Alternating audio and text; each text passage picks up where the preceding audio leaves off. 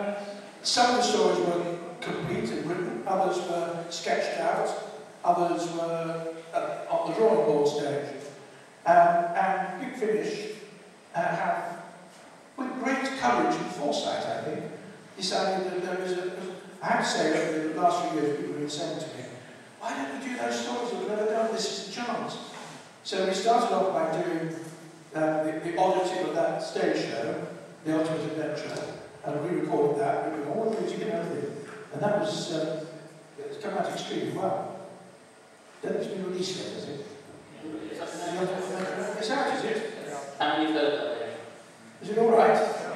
Yeah. I mean, it's what it is. It's a historical piece. So now we're doing the missing adventures. Not all of them for reasons of copyright and or author's permission. Or in the case, sadly, of the Autumn story, I hadn't realised it was never written.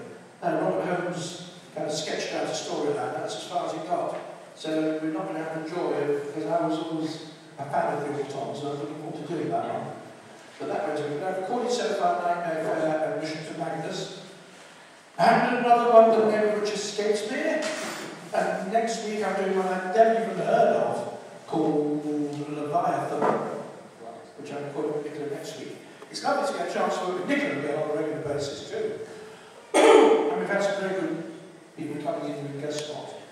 And what's quite interesting is I'm going back to the Doctor that I played 25 years ago, not the Doctor that has evolved through Big Finish, with the new companions up there, and with their new, and to my eyes, preferable slant on who the Sixth Doctor is. So those old scripts did have a bit of the old hectoring and the repeating things 3 times and the bickering with Perry is still to a certain extent there. But as historical documents, I'm very interested in some of the stories. The one I'm doing next week is a really good story. Leviathan. I've never even heard of it. The Trevor who wrote it, Brian Finch, who wrote many episodes of the series I did years ago in the 70s called The Brothers. The Brian Finch wrote a lot of those, so he wrote this story, which is a bit of a cracker, really. Things like the Nightmare Fair now, none of them's pretty much at script stage, ready to go. Yeah. When it comes That's the only one I'd actually read. John Nathan Turner and I were coming back from America on a plane, and he said, I've got the script for your first story next season. Little did you know at that time, and I read it, and I was rather excited about meeting the toy maker and looking in Blackpool. And that's it never happened, except in a sort of way it has. And the toy maker lives again. Didn't actually plan to toy makers? Yeah, Michael Goff. I don't know if he's still available. He's still alive. Okay. That's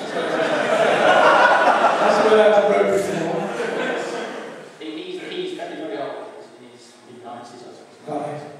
I believe he's retired. Actors will never retire. I've spent the day with one called Mr. Sellier, who said how long he's now, it's his secret to us, but he looks 20 years younger. I can't believe I worked with him many years ago. So we actors, we soldier on. That's why we last, I think, longer than other people sometimes, because very often people who retire, thinking they're going to have 20 years of happiness, their retired life go bonk soon afterwards. So I'm going to fight on for as long as somebody will employ me.